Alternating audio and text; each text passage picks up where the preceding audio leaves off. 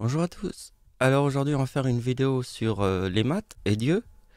Et parce qu'en fait ce qui va être vraiment être incroyable c'est de comprendre que tout est mathématique. Parce qu'en fait les gens ils se foutent de nous. Je vous jure. Tout est mathématique. Le papier que tu écris. Il a fallu calculer toutes les matières qu'il faut faire pour faire du papier. C'est un calcul. Même pour un fruit que tu achètes, il faut connaître la saison. C'est mathématique. Et quand tu plantes tes graines, il faut connaître la quantité d'eau qui va tomber pendant la saison. Donc tout est mathématique. Même le fruit que tu manges est mathématique.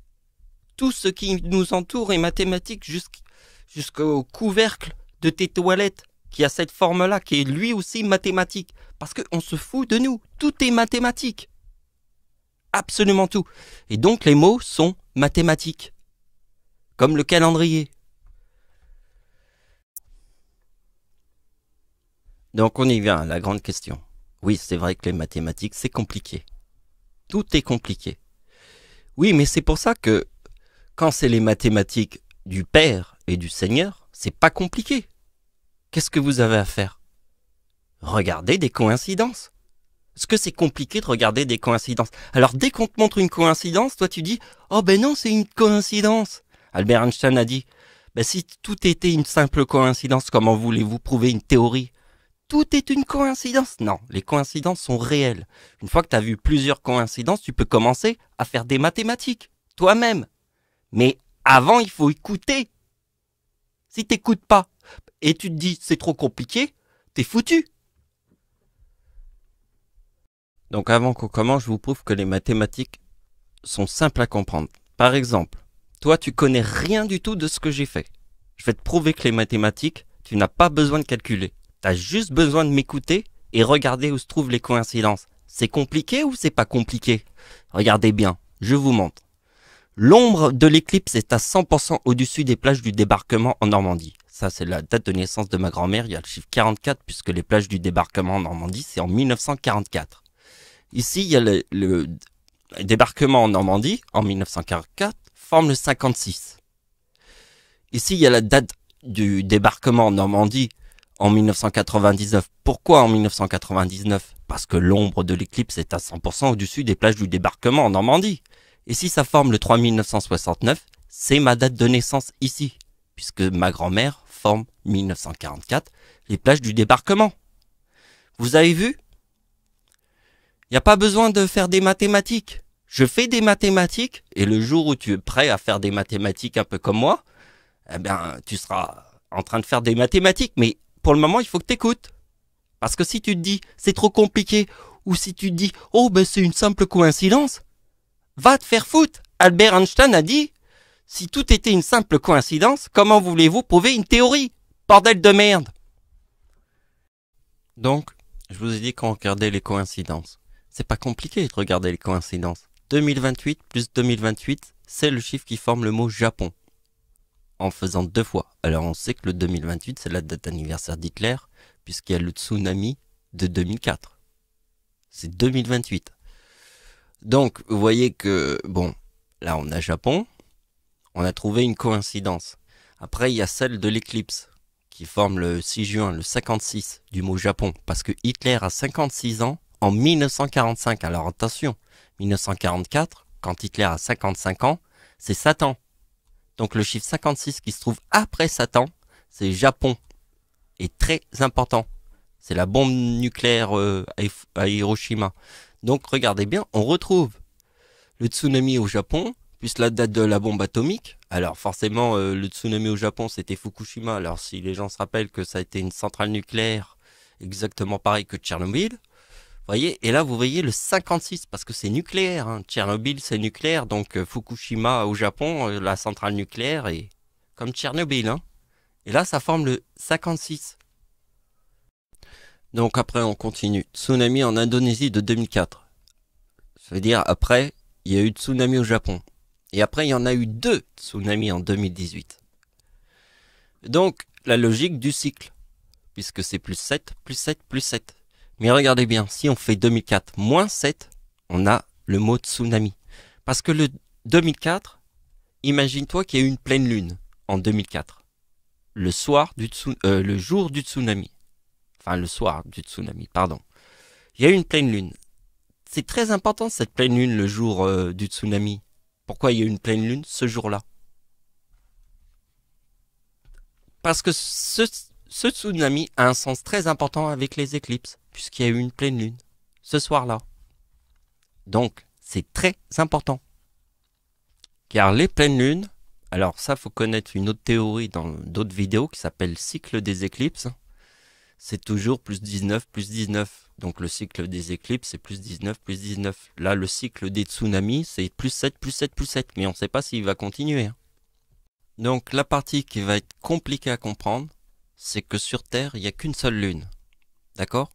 Donc nous avons un tsunami où il y a une pleine lune. C'est le tsunami de 2004. Vous avez compris?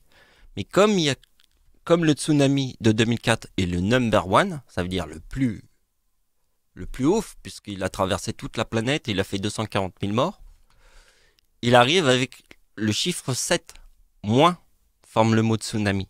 Pour bien vous faire comprendre que les mots ont un sens avec le calendrier et toute la logique que je vous montre. Bon, on va faire cette page-là, mais avant qu'on fasse cette page-là, il faut que je vous dise que là, c'était simple à comprendre. Hein, c'était pas compliqué. Je veux dire, on n'a regardé que des coïncidences. Si les gens me disent bah oui, c'est trop compliqué, bah fout de nous, c'est pas compliqué. Bah, parce qu'on regarde des coïncidences, que des coïncidences. Donc regardez bien, là il y a deux coïncidences. C'est que le 11 mars c'est le tsunami au Japon, et là il y a aussi le chiffre 14 à la bombe atomique. Donc regardez bien. Hein. Ici on a 1945 et 2011, ça forme le mot Japon, donc vous voyez ça forme deux fois le 14. Et le 14 vous devez le connaître avec le 666. C'est le 3881 moins 114 égale 3666. Mais ça c'est pour les gens qui connaissent. On continue de faire la suite. Alors regardez bien. Le 2042 il est très important parce qu'en fait il y a eu une pleine lune. Donc il y a eu une pleine lune le soir du tsunami de 2004. D'accord? Donc le soir du tsunami de 2004, il y a eu une pleine lune. Et là, donc comme il y a eu une pleine lune le soir du tsunami de 2004, vous avez compris. Ça a un sens avec l'éclipse d'Adolf Hitler. Puisque en fait, comme il y a eu une pleine lune le soir du tsunami de 2004, c'est l'éclipse d'Adolf Hitler. Puisque le 2028 du tsunami de 2004, donc vous faites 2042 plus 2028, vous obtenez 4070. Voilà, je l'avais fait de tête, mais il était écrit ici. Après, on continue. Alors là, vous avez un deuxième éclipse sur la date de naissance d'Hitler. Donc il y en a 1 et 2. Mais ce qu'il faut bien comprendre, c'est que le cycle des tsunamis, c'est plus 7, plus 7, plus 7. D'accord? Mais le cycle des éclipses, ça nous le savons, c'est plus 19, puisqu'elle est dans la date de l'éclipse en France. 11 août égale 19. Donc le cycle des éclipses est toujours plus 19, plus 19. Donc vous avez compris, il y a eu une pleine lune en 2004. Le soir du tsunami. D'accord? Parce que il y a une logique avec la date de naissance d'Hitler, puisque la date de naissance d'Hitler, c'est pas la date d'anniversaire d'Hitler. C'est la date d'anniversaire d'Hitler sur les éclipses. Il y en a 2 éclipses, puisque le cycle des éclipses, c'est plus 19. Donc il y a 2. Il y a le 2042 qui est en fait ici, dans le tsunami, avec le 66 du mot mort, qui est très important, puisqu'ici il y a la date de naissance du diable. Alors la date de naissance du diable, comment on peut le comprendre? On fait ma date de naissance plus le diable, égale 33, égale 2008. Donc, il y a eu une pleine lune en 2004. Voilà. Et le tsunami. Donc vous voyez que le 2042 plus le 2028 forme le 4070 qui est l'éclipse annulaire sur la date d'anniversaire d'Hitler. Pourquoi? Parce qu'il y a eu une pleine lune le soir du tsunami de 2004. Donc ça forme l'éclipse d'Hitler avec le 4070 France-Allemagne. Donc là aussi, c'est facile, hein. Date de naissance du Seigneur 1975 et c'est le chiffre 1, 2, 3 qui forment le mot Seigneur et on se rappelle la Coupe du Monde en France. Et 1, et 2, et 3, 0. C'est avec le Brésil. J'ai connu ça. Donc vous regardez 2023, l'éclipse en France, de 1999 avec la date d'anniversaire d'Hitler, et ma date d'anniversaire en 2004. Si je forme le 2023, c'est parce qu'il y a eu une pleine lune en 2004 le soir du tsunami, et que Hitler forme l'éclipse annulaire avec le 4070. Et le 2023, c'est pour vous donner l'idée. Après, je vous montre pas le tableau que je vous montre tout le temps avec les couronnes des 3 as d'Adolf Hitler, parce que j'en ai marre là.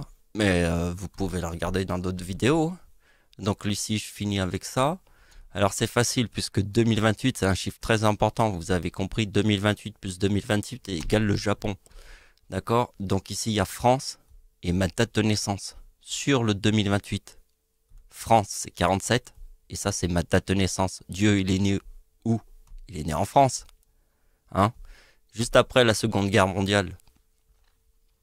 Voilà. Merci de m'avoir suivi. Au revoir.